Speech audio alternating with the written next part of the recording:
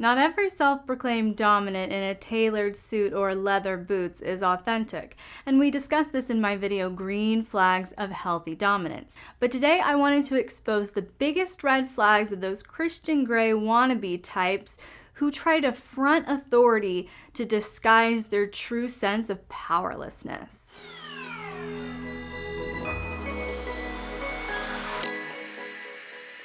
Impatient.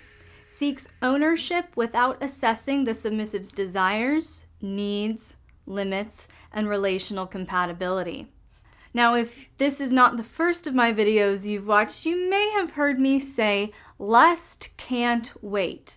Love can wait. Love is patient. Lust is impatient. Lust cannot wait. So if you have an impatient dominant on your hands, chances are they're not really a dominant in the sense that they're looking to engage their dominant energy with your submissive energy in this beautiful power exchange dynamic.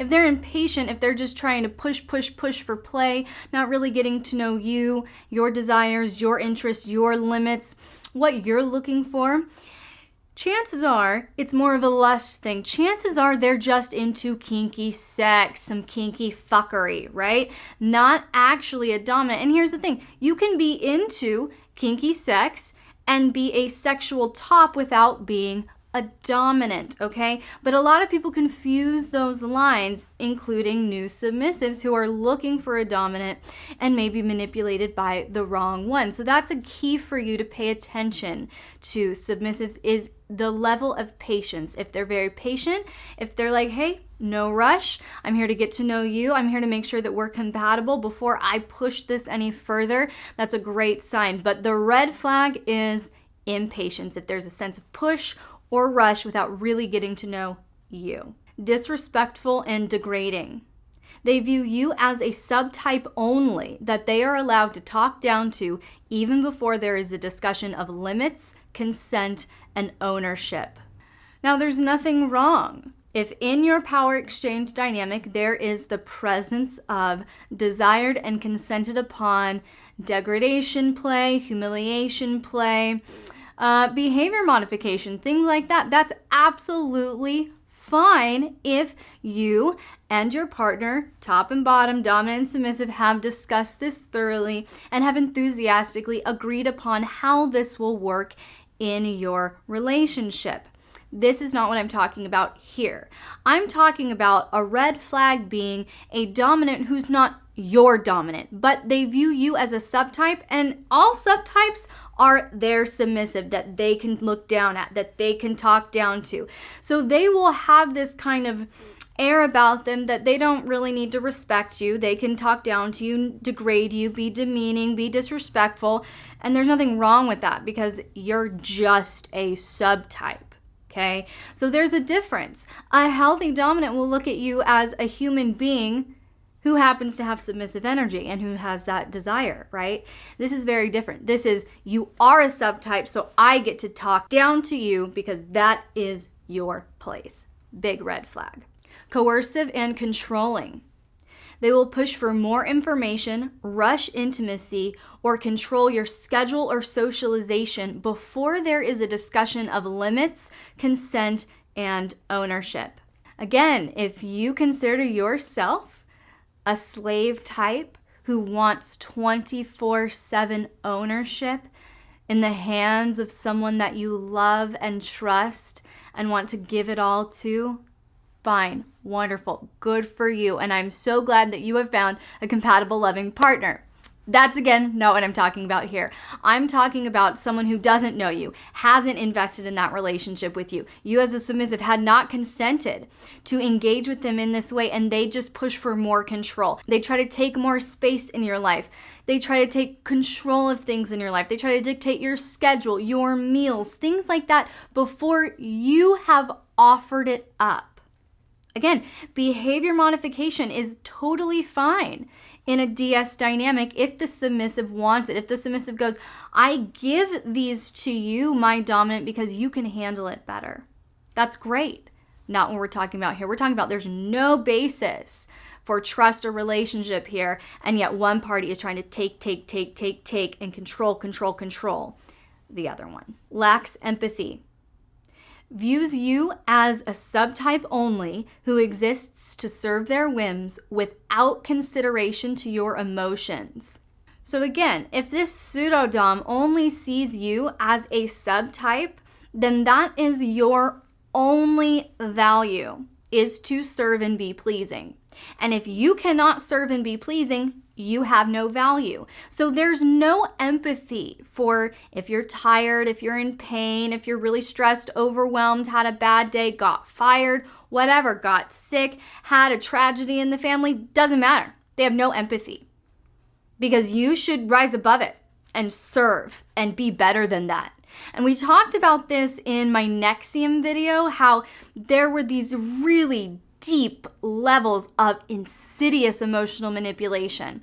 And go and watch that. If you find yourself like going, oh my gosh, I feel like some of these red flags are kind of playing out in my own life, go watch my NXIVM video after you watch my green flags of healthy dominance video, because in that NXIVM video, we talk about this. We talk about how there was this sociopathic view of submission. A pseudo-Dom, a fake Dom, who just demands your submission 24/7, even if that's not what you desire, and you're not allowed to have emotions, and you're not allowed to have valid reasons why you're unable to do things.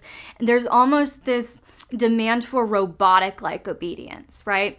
That's what I'm talking about. That is a big red flag, because a healthy, safe dominant will understand that you're still a human being, even if you're submissive. Emotionally dismissive and avoidant. The pseudo-Dom feels no need to connect intimately or invest emotionally in their submissive. So again, this comes from the mentality that you are just a subtype. That is your identity. Their identity is a dominant. Your identity is a submissive. They are up here, you are down there. And in the structure of a consensual power exchange dynamic, yes, that is absolutely the case. There is a power exchange. Okay? But when we're talking about someone that you don't even know, someone that you're getting to know, someone that you're vetting, okay? And they're being dismissive with you, even in your power exchange dynamic, if they're constantly dismissive, constantly avoidant, they can ghost you, they can ignore you, they can just not communicate with you, that's a big red flag, because communication is the foundation of everything that we can do. In BDSM, we have to talk in order to provide consent, and then we cannot play without consent. So therefore, we cannot play until we talk. Communication is the basis for everything. It's the basis for every erotic engagement. It's the basis for every wonderful, kinky, sexual engagement. It's the basis for every scene that you do. So if this dominant is not willing to engage, is not willing to communicate, and it's just like, you know what? You show up when I say, you do what I say, and you don't get to say anything else. Because my way or the highway, big red flag. Entitled and demanding. The pseudo-Dom will view you as the subtype only who exists to serve their whims without consideration to your emotions. And again, if you're dominant in your desired consensual power exchange dynamic, the relationship that you've established is a little bit demanding with you, and you like that, okay? Puts little butterflies in your stomach, that's great, okay? Your dominant is allowed to be a little, yeah, come on. That's fine. But we're talking about before that ownership has taken place. Before there's been a discussion of limits, before there's been a discussion of ownership, if they are entitled and demanding with you, where they're expecting you to obey, expecting you to jump when they say jump, that's a big red flag, because that indicates to you that they have this personal sense of entitlement that has nothing to do with you, but they will project it onto you. And so your only real worth to them is to fulfill their expectations. And if you can't, kick you to the curb, we're finding the next submissive. And it happens so often. And you'll see this because they'll become very angry and aggressive if they don't get what they want exactly when they want it. There's no consideration. There's no patience. We talked about that. There's no patience. There's no consideration. We're entitled, and therefore we can make demands. And if we don't get what we demanded, we get angry. And we're entitled to be angry. Whew. Big red flag. Arrogant and selfish. The pseudo-Dom views themselves as a superior being and acts without regard to context or others' boundaries or emotions. Now, this goes into the entitlement we just talked about, but if you have a very arrogant, selfish person, pseudo-Dom, on your hands, it's not going to be a pleasant experience for you because your only role is to serve their needs. Now, if you are a service submissive, you're like, well, I like that. I like being pleasing. I like serving. But we're talking about serving to a point where you have nothing left and there are still demands being placed on you. This is not a healthy power exchange dynamic where, yes, service subs, you serve and you be pleasing, but then the dominant pours back into you and it's an exchange, right? It's not that. We're talking about someone who is arrogant and selfish and entitled and going, no, you exist to serve my whims and my entitlements, and I should get whatever I want, however I want it. And if that doesn't happen, there's something wrong with you as the submissive. See how toxic that line of thinking is? And it's so toxic because this arrogance and this selfishness will make a pseudo-Dom disregard someone else's boundaries. Because if they're entitled and they're superior, it doesn't matter what you want. We can manipulate around those boundaries. We can coerce you. We can do whatever kind of thing we want to circumvent your boundaries because we don't respect them because we're up here and you're down there. Big red flag. Insecure. The pseudo-Dom feels authentically inadequate, unworthy, and powerless, so they compensate for these feelings through condescension, coercion, manipulation, and control, which are some of the strategies I just laid out for you in the prior point. And this is the biggest key, the biggest point that I want you to take away is a pseudo-Dom is driven not by authentic power, but by insecurity. Okay? Powerful people can be patient.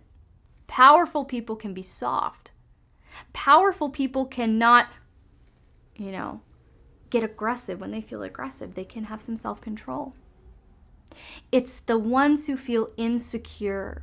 It's the ones who feel out of control. It's the ones who feel really powerless on the inside that will be so aggressive and controlling and violating. That's what I need you to take away here. That the biggest abusers, the most toxic people in your life, haven't been the most powerful. They've been the weakest. They've been the most pathetic. They felt the most victimized. They felt the most powerless. And because they feel powerless and victimized, they want to make you feel powerless and make you feel victimized.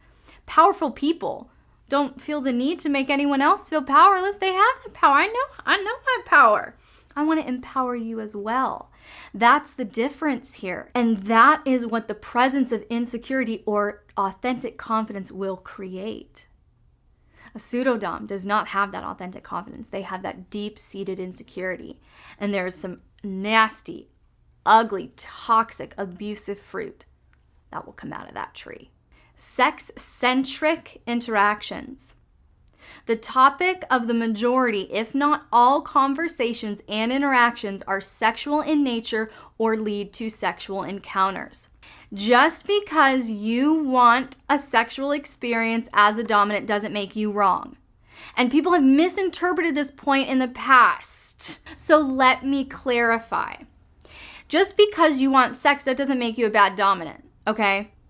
My point in saying that if their only focus is sex, then they're not focusing on dominance, they're focusing on sex.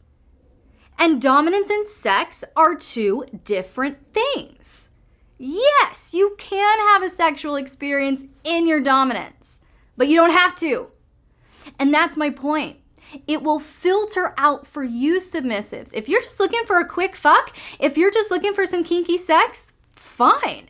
Sex-centric interactions and engagements and focus should be right up your alley. And it should be in a compatible match. But the majority of the submissives that I work with that come to me that are in my community are looking for a connection. They're looking to find their dominant. They're looking for someone that they can abandon with, release with. And that is the difference. Someone who is just looking to be a sexual top, looking for kinky sex, is going to take a very different strategy than someone who truly believes and feels and is operating in their dominant energy and is looking to engage in that energy with a compatible submissive, sexual or not.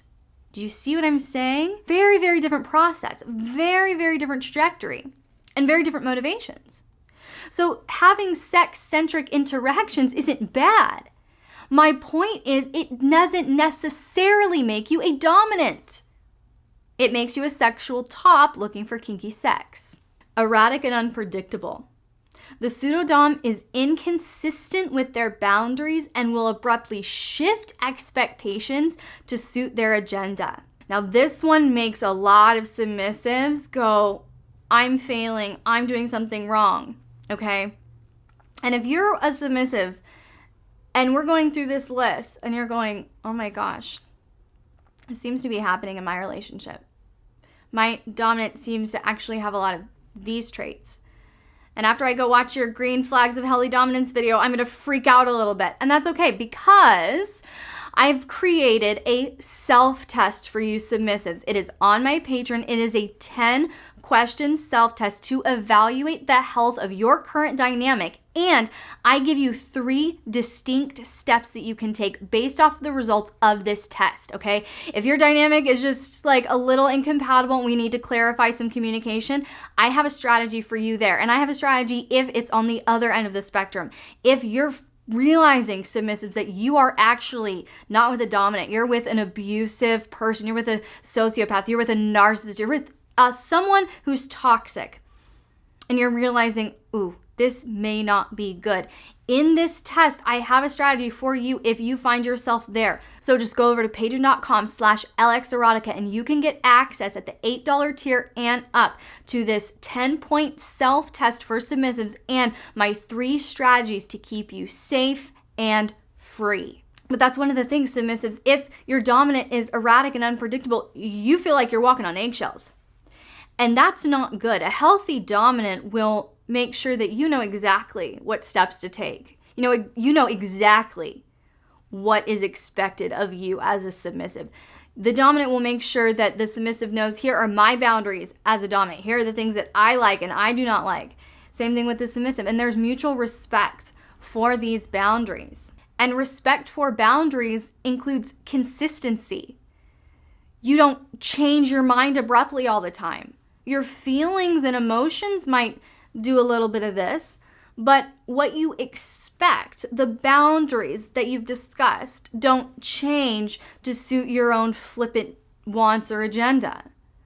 Okay? So that's a big red flag. If there is inconsistency, if your dominant is erratic and unpredictable. And then if they use that erratic and unpredictable nature to blame you for being disobedient, again, go and watch the NXIVM video because we're covering a lot of the deeper gameplay in that video. So if you found this content helpful, hit like and subscribe if you haven't already. Make sure those notifications are turned on and comment below with any questions you would like me to answer in an upcoming video.